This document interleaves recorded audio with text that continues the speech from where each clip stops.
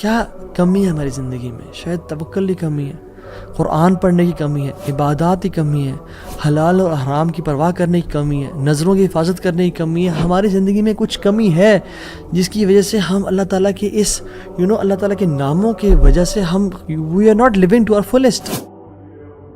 ایک شخص اس کو 1000 دینار چاہیے تھے. وہ ایک شخص کے پاس گیا، اپنے جاننے والے کے پاس، اور کہا کہ مجھے 1000 دینار چاہیے. تو اس نے کہا کہ ٹھیک ہے میں تجھے دے دوں گا، بس تو ضامن ایک لیا جو اسے ضمانت دے اور گواہ لیا، میں تمہیں دے دوں گا، مجھے پرابلم نہیں ہے. وہ شخص مسکین تھا، کوئی اس کے جاننے والا نہیں تھا، لیکن اللہ والا تھا. وہ اس نے کہا دیکھ میری بات سن، میرا ضامن بھی اللہ ہے اور میرا گواہ بھی اللہ ہے. میں اللہ کو گواہ بنا کے کہہ رہا ہوں کہ میں تمہیں واپس کروں گا. اس کو اس بندے کی تقوی پہ یقین آیا اور اس نے کہا کہ چلو میں دے دیتا ہوں، یہ اللہ کو گواہ بنا رہا ہے، اتنا بڑا جھوٹا تو نہیں ہوگا. اس نے دے دیا. اس نے کہا میں تجھے اللہ کے اس نام پہ تجھ پہ میں ٹرسٹ کرتا ہوں. یہ شخص پیسے لے کے اس نے کاروبار کرنا تھا، یہ چلا گیا. یہ جب کشتی پہ بیٹھا، سوار ہوا، دوسری طرف اترا، اپنا کام شام کیا، واپس آیا. جو دن اور جو مقرر وقت آیا ہوا تھا، جب وہ کشتی پہ آیا واپس، ایک سمندر کے پار یہ شخص تھا، تو جو لاسٹ کشتی تھی وہ نکل گئی. یہ سر پکڑ کے بیٹھ گیا کہ میں نے تو آج وعدہ کیا تھا اور اللہ کو ضمانت دار بنایا تھا اور گواہ بنایا تھا. اب اگر میں آج اس تک مال نہیں پہنچاتا تو وہ کیا سوچے گا میرے بارے میں، اور اس کا تو ٹرسٹ اٹھ جائے گا، یعنی کہ میں نے اللہ کے نام پہ جھوٹ بولا اسے.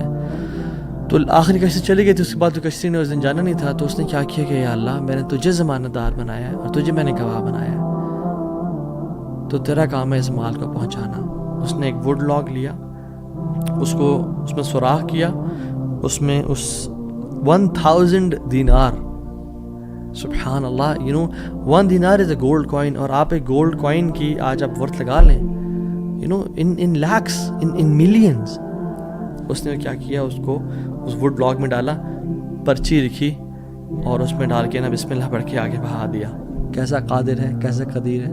اس نے اس ہواؤں کو رخ پھیر دیا اور وہ بندہ وہاں انتظار کر رہا تھا، اور اس کے بندے کے پاس وہ ووڈ لاگ پہنچا اور اس نے اس کو دیکھا. اس میں پرچی تھی اور پرچی نکالی اور اس کو کھول کے دیکھا کہ اس کے 1000 دینار تھے. وہ بڑا حیران ہوا کہ یہ مجھ تک کیسے پہنچے.